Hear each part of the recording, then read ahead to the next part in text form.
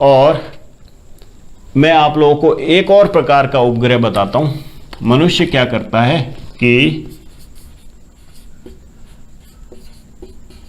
अंतरिक्ष में यंत्र छोड़ता है, बहुत बड़ी बड़ी मशीनें होती है, उनको बनाया जाता है। उनको क्या करता है, रॉकेट द्वारा आकाश में छोड़ा जाता है, आकाश में। फिर आकाश से ये कहाँ जाते हैं, अंतरिक्ष में। तो ये पृथ्वी है और हमने यहाँ से रॉकेट से छोड़ दिया, तो ये मशीन यहाँ पड़ी रहेगी, यहाँ भेज दिया।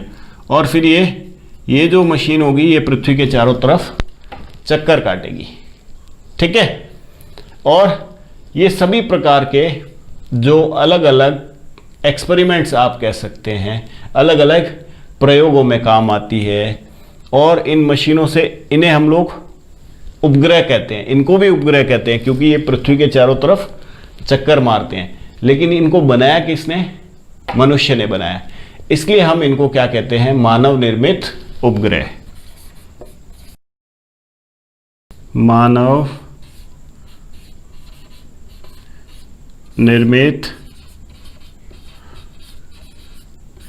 अब मानव निर्मित उपग्रह, ये चक्कर तो जैसे चंद्रमा पृथ्वी के चारों ओर काटता है वैसे ये भी काटते हैं, लेकिन इनको किसने बनाया है, हमने बनाया। और ये मशीनें हैं और इनको हमने रॉकेट द्वारा आसमान में छोड़ा है। आसमान से फिर ये अंतरिक्ष में जाते हैं, ठीक है, और अंतरिक्ष से ये चारों तरफ चक्कर काटते हैं। अब ये क्या करते हैं, बहुत सारे प्रयोगों में काम आते हैं। और जो हम लोग एक जगह से दूसरी जगह बातचीत करते हैं, कम्युनिकेशन करते हैं, ठीक है, इसमें भी ये बहुत मददगार होते हैं, यानी कि संचार में ये काम आते हैं। किस में आते हैं, संचार। ये जो फ़ोन है, हम लोग मोबाइल फ़ोन यूज़ करते हैं, टीवी वगैरह, इन सब में कौन से उपग्रह काम आते हैं, मानव निर्मित उपग्रह, ठीक है। और ये उपग्रह, ठीक है, कुछ तो एक ही स्थान पर रहते हैं अंतरिक्ष में और कुछ पृथ्वी के चारों तरफ घूमते रहते हैं। जैसे मैंने आप लोगों को बताया ध्रुव तारा होता है ना, ठीक है, तो ध्रुव तारा बिल्कुल ऊपर उत्तर दिशा में ऊपर एक ही स्थान पर होता है। वैसे ही इन उपग्रहों को भी, मानव निर्मित उपग्रहों को भी एक स्थान पर रख दिया जाता है और फिर ये एक ही स्थान पर रहते हैं, इनको घूमने की ज़रूरत नहीं होती, ठीक है। अब देखिए 21 जुलाई 1969, 21 जुलाई 1969 को एक आदमी हुए, उनका नाम था नील आर्मस्ट्रॉन्ग। क्या नाम था, नील आर्मस्ट्रॉन्ग। ओह चलो मिटाता हूं, फिर आगे लिखते हैं।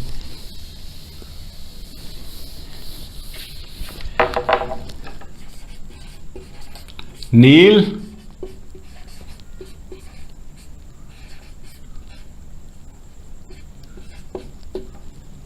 आर्मस्ट्रॉन्ग, ठीक है।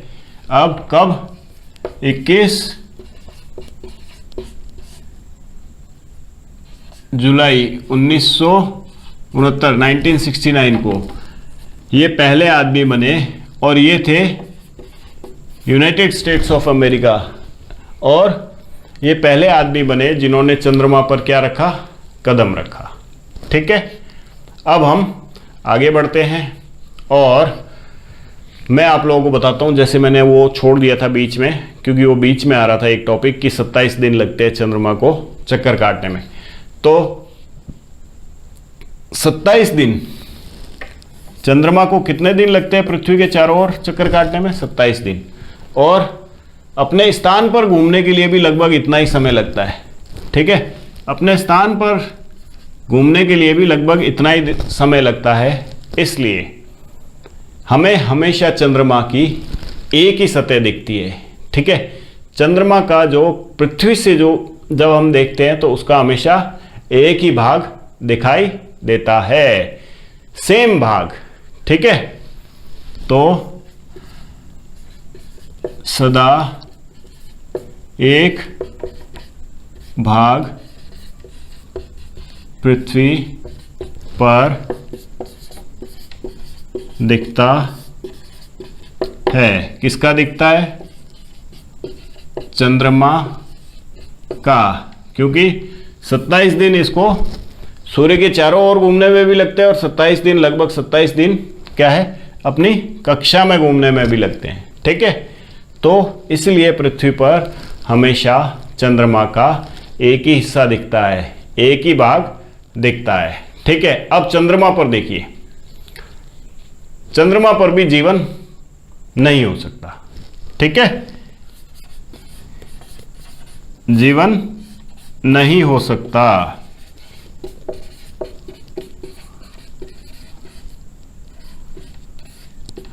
क्योंकि ना तो यहां पर क्या है, वायुमंडल है, ना यहां पर ऑक्सीजन है।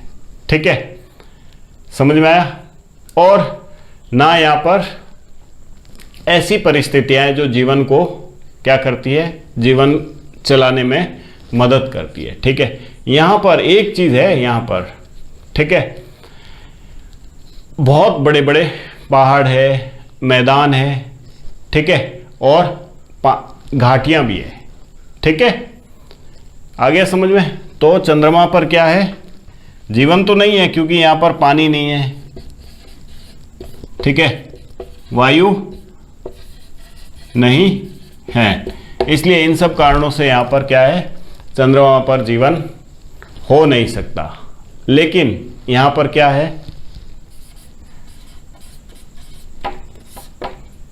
पहाड़ है। ठीक है, बहुत बड़े बड़े क्या है, मैदान है, बहुत बड़ी बड़ी क्या है, घाटियां हैं। ठीक है, गड्ढे हैं। ठीक है,